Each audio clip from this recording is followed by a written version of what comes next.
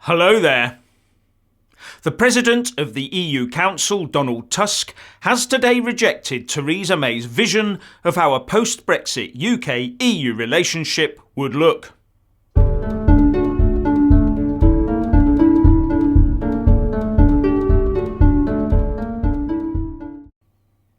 The EU Council President put forward draft negotiation guidelines today that limits the options for a future relationship to a free trade deal only. It should come as no surprise that the only remaining possible option is a free trade agreement, he said in Luxembourg today.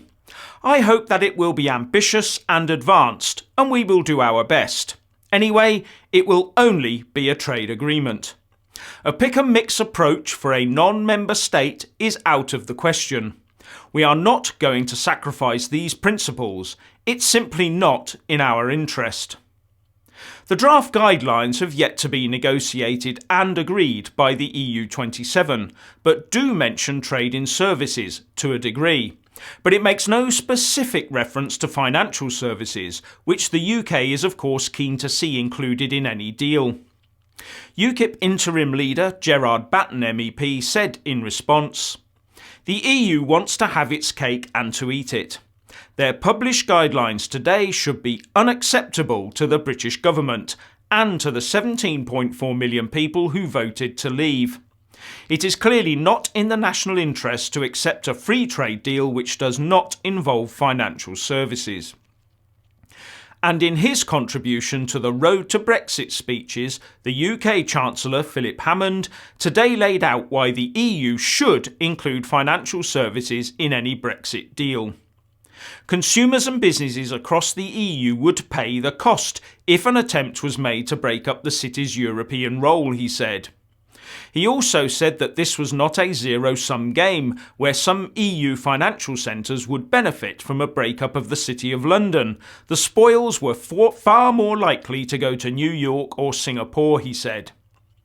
He also pointed out that the depth and experience of the city could not be mapped, let alone replicated, so it would be in everyone's interests to include financial services in the deal. But while Eurocrats reject all of our proposals, they have come out with some cherry-picking demands of their own.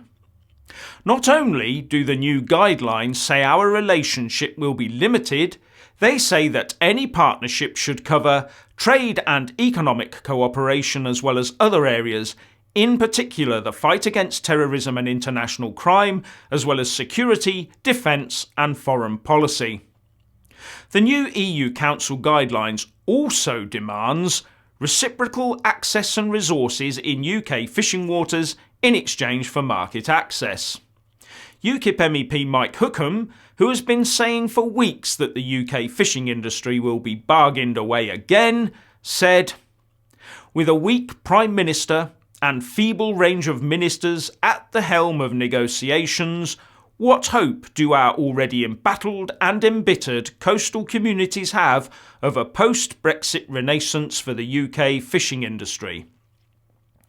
And after calling this latest move by the EU a grab to secure EU dominance, he went on to say, "However, I'm in no doubt that Mrs May will roll over and allow the EU to continue its dominance of the UK's fishing industry even after we leave the bloc.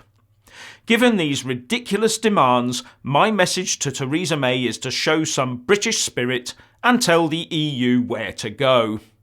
It is about time the Prime Minister realised that the proud British people are sick and tired of being pushed around by the cultured thugs of the EU, and reclaiming our fishing industry would be a bloody good place to start the fight back."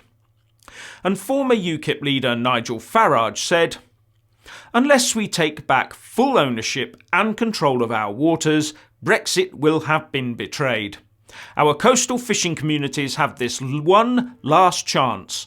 Time for Mrs May to handbag Barnier and say we will take our waters back. This is the acid test of Brexit." All I can see is the EU continuing its push to take as much of our money as they can while maintaining control of our seas and then actually grabbing control of Northern Ireland as well as UK foreign and defence policy in the process. And all our government seems to want to ensure is that the EU single market is protected by us, and also that the other EU member states can continue to enjoy selling us more than we sell them. This isn't negotiation, it's capitulation, and not because the UK is in a weak position, but because far too many people in high places in the UK, aided and abetted by many useful idiots, have become institutionalised by the EU and actually still put the interests of the European Union far and above those of the UK. And as far as I'm concerned, these people have been selling this country out brick by brick for decades, and it has to stop. So, what do you think? Please leave a comment below. Thank you.